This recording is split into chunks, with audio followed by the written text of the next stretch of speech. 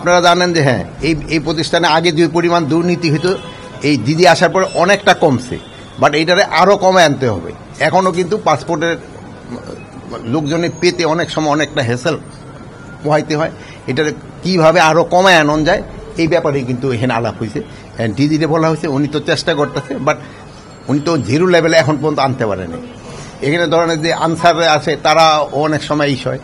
তারপরে আমাদের ধরেন যে এই যে জেলা পর্যায়ে যেইগুলি অফিস হয়ে গেছে ওখানে কিন্তু লোকজনের পাসপোর্ট পাইতে অনেক সময় সমস্যার সমাধান।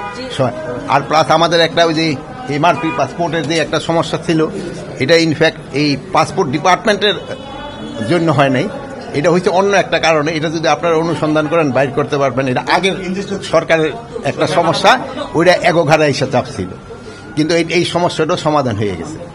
আর এখন আমরা বলছি যে এই 31শে ডিসেম্বর এই বছরের ভিতরে সব আমরা ইলেকট্রনিক পাসপোর্টের ভিতরে যাব, এমআরপি আর থাকবে না।